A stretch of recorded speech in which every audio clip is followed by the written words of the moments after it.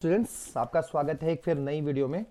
आज हम क्या करने जा रहे हैं सर? आज हम ना क्या करेंगे, देखिए अभी मैं आपके लिए नया टॉपिक लेके आया हूँ, ठीक है। उसका नाम है आपका कॉस्ट अकाउंटिंग। कॉस्ट अकाउंटिंग आज हम स्टार्ट करने जा रहे हैं, ठीक है। ये बेसिकली कॉस्ट अकाउंटिंग, ये जो वीडियो है आपकी, ये किन के लिए यूजफुल होने वाली है सर? ये आपका बीबीए के अंदर में यूज होने वाली है। बीबीए, वहाँ पर आपका कॉस्ट अकाउंटिंग जो सब्जेक्ट होता है वहाँ पर आप इसको यूज़ कर सकते हैं। उसके अलावा बीकॉम में भी इसका इस्तेमाल होगा, ठीक है। बीकॉम के सेकेंड ईयर में जो है वो सेकेंड ईयर की जो अकाउंटिंग है उसके अंदर आप इसका इस्तेमाल कर सकते हो। बाकी और जितने भी आपके कॉलेजेस में जहाँ जहाँ आपका कॉस्ट अकाउंटिंग सब्जेक्ट है वहाँ वहाँ आप इस वीडियो को क्या कर सकते हो, स्टार्ट कर सकते हो, वहाँ पर इसको आप पढ़ सकते हो। ये जो वीडियोस हैं आपकी पार्ट में आएंगी, ठीक है। पार्ट में आएगी, आज पहला पार्ट है इसका। हम क्या करेंगे, इसके सारे की सारी थ्योरी, मैं इसकी सारी थ्योरी प्लस प्रैक्टिकल, ये सारे के सारे क्या करेंगे हम, जैसे जैसे हमारी वीडियो चलती जाएगी आगे हम क्या होंगे उसको कंप्लीट कर लेंगे, ठीक है। अभी हम क्या करते हैं, चलिए देखते हैं आपका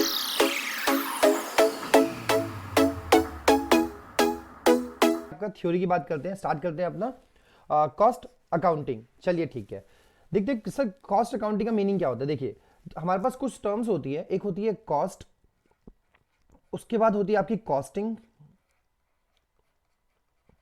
उसके बाद होती है आपकी कॉस्ट अकाउंटिंग। ये तीन टर्म्स होती है आपकी कॉस्ट अकाउंटिंग, देखिए,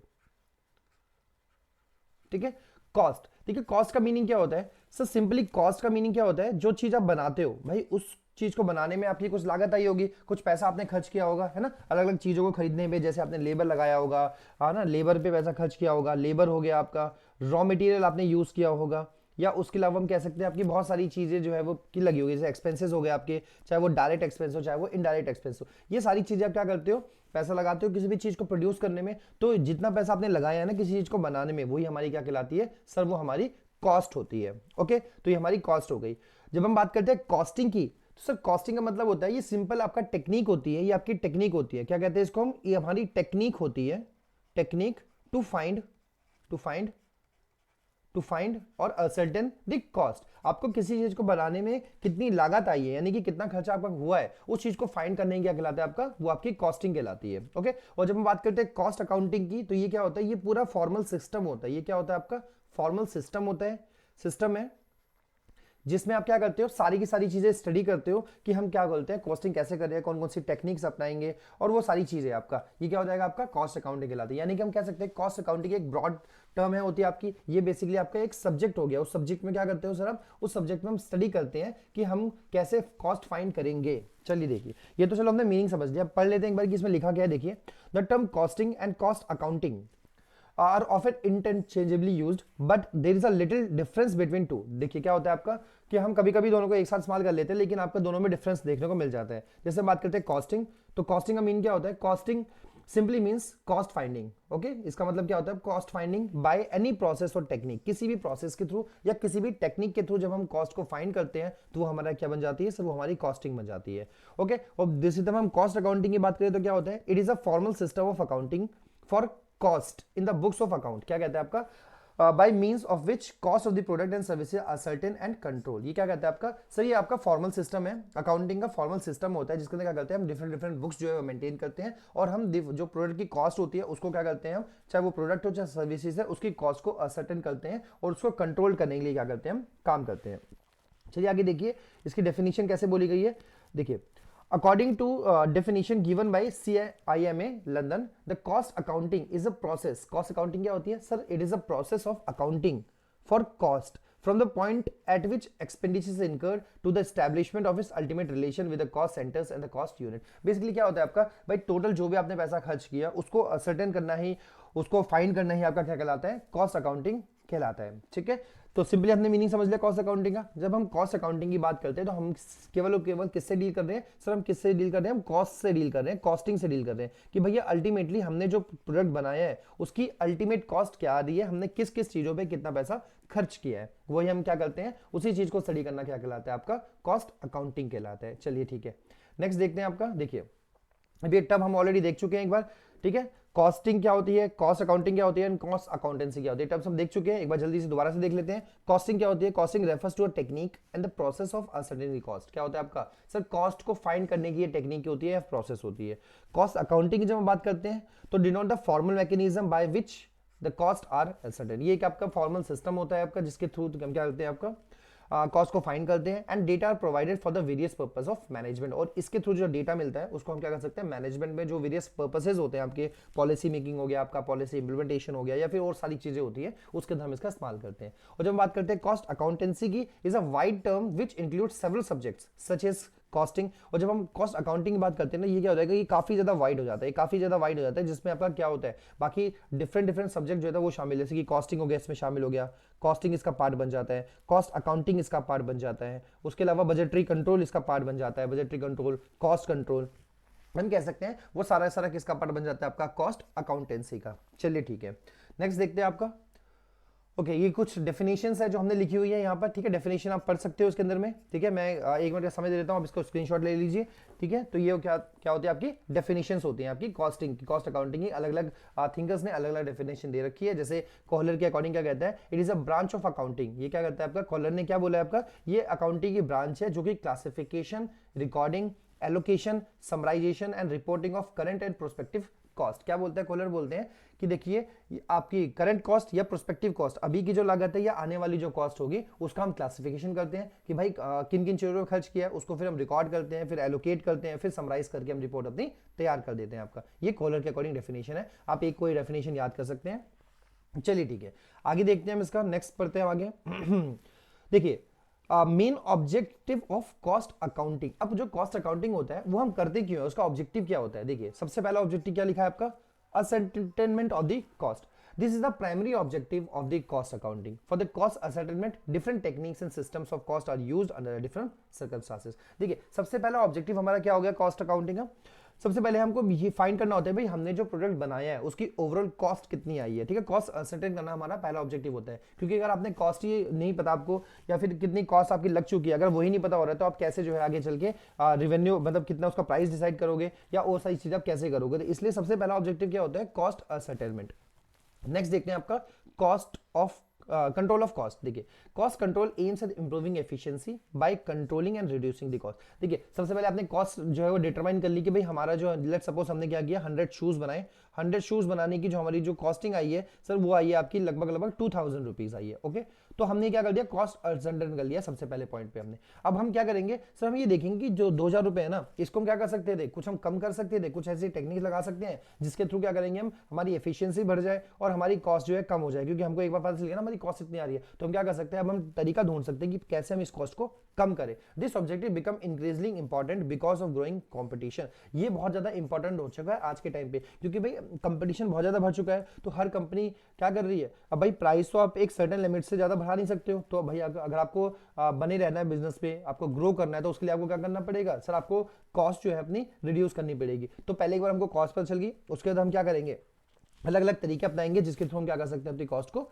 रिड्यूस कर सकते हैं। चलिए ठीक है, नेक्स्ट देखते हैं आपका गाइड टू बिजनेस पॉलिसीज। देखिए cost accounting aims at serving the needs of the management in conducting business with the utmost efficiency. क्या कहता है आपका सर, देखिए ये जो कॉस्ट अकाउंटिंग होती है ना ये बिजनेस की पॉलिसीज को भी गाइड करती है। क्योंकि देखिए कॉस्ट सबसे महत्वपूर्ण होती है भाई, आपकी कॉस्ट कितनी आ रही है ना उसी के ऊपर आपके सर्वाइवल डिपेंड करती है, और आपकी कॉस्ट जो आ रही है ना उसी के बेसिस पे आपके क्या करेंगे हम बिजनेस जो है ना मोस्ट एफिशिएंटली जो है वो चल सकता है। आपकी कॉस्ट कम आ रही है तो इसका मतलब आपका बिजनेस क्या है, एफिशिएंट है। तो कॉस्ट डेटा क्या कर सकता है आपका, ये हमको गाइडलाइंस प्रोवाइड करता है for various managerial decisions like make और buy, selling below the cost, utilization of ideal plant capacity, introduction of a new product, है ना।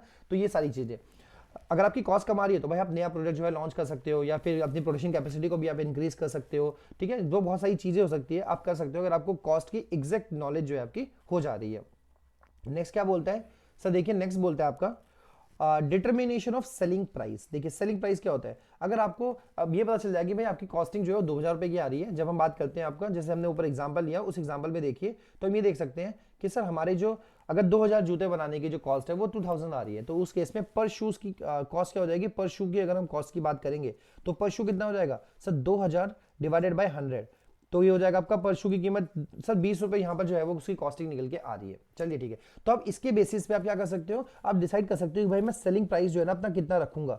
ठीक है, सेलिंग प्राइस आप जो है ना वो डिसाइड कर सकते हो आपकी जब कॉस्ट आपको पर यूनिट कॉस्ट जब आपको मिल जाती है उसके बेसिस पे। ठीक है, देखिए cost accounting provide the cost information on the basis of which selling price of the product और द सर्विसेज में बी फिक्स्ड, है ना।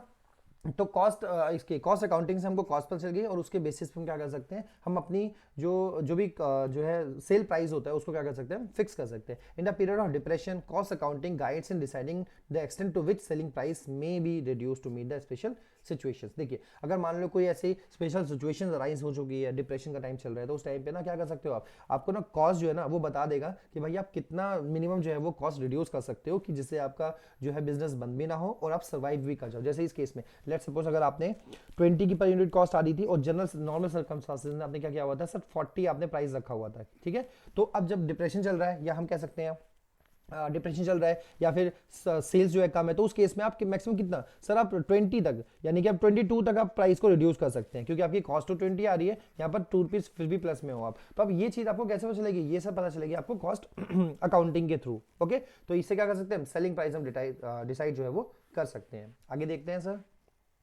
नेक्स्ट है आपका मैचिंग कॉस्ट विद रेवेन्यू। देखिए the determination of profitability of each product process department etcetera is important object of the cost accounting. देखिए sir आप देखिए ना, मैचिंग कॉस्ट विद रेवेन्यू, आपने कितनी रेवेन्यू रिसीव करी है, रेवेन्यू आपकी कितनी आई है, तो उसके कंपैरिजन में आपने कितना कितना जो है वो आपने कॉस्ट इनकर्ड करी है, तो वो आपको बहुत इंपॉर्टेंट होता है जानना, मैच करना बहुत ज़्यादा जरूरी होता है अगर आप अपनी प्रॉफिटेबिलिटी जो है वो जानना चाहते हैं। तो इसके लिए क्या होगा, इसके लिए कॉस्ट अकाउंटिंग हमारी बहुत ज़्यादा इंपॉर्टेंट हो सकती है आपकी।